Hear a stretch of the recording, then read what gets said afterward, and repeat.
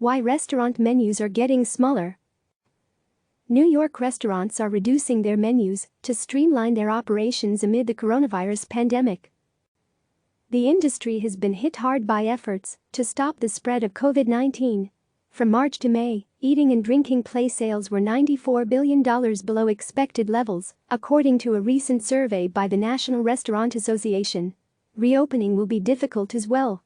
The slimmer menus are a way to shed complexities and costs and push simpler or more popular items at a time when conserving cash is crucial for restaurant operators.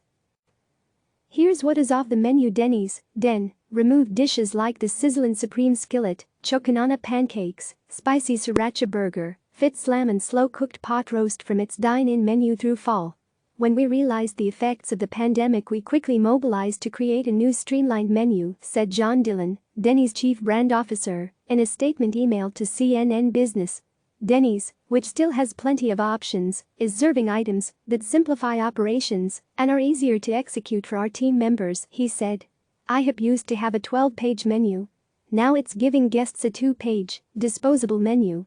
The shift required a lot of reductions, Brad Haley, IHOP's chief marketing officer, told CNN Business. IHOP held on to popular items that weren't too difficult to prepare. It lost complicated items that fewer guests ordered, and that could be replaced with something similar. One example, a simple and fit omelet made with egg whites and spinach. While the specific dish is no longer on the menu, customers can build their own omelet using the same ingredients. We didn't lose any big menu categories, we just trimmed across the board, Haley said. A smaller menu makes it easier for IHOP to train new workers as it reopens. It also means less waste for franchise operators, who may throw out unused ingredients they buy for less popular menu items. I don't see us going back to the full 12-page menu, Haley said.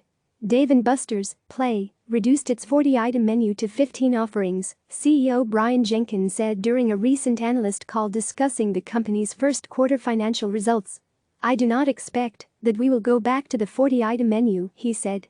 McDonald's, MCD, transitioned to a limited menu in April, the company said in a statement to CNN Business, adding that this decision helped simplify operations for our restaurant crew while also improving our customers' experience.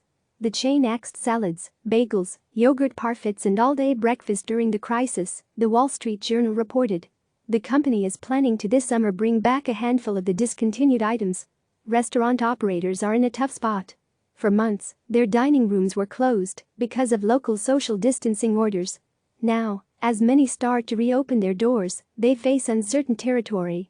With unemployment so high, some people may decide that eating out is just too expensive. Others may be afraid to come into restaurants, where they worry they could get sick from staff or other customers.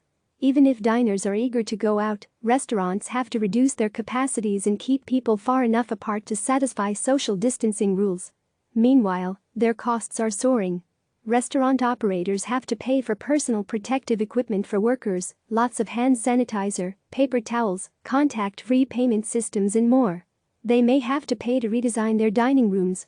And the cost of some ingredients, like meat, is way up. Reducing menus could help. And, at least for now, customers don't seem to mind.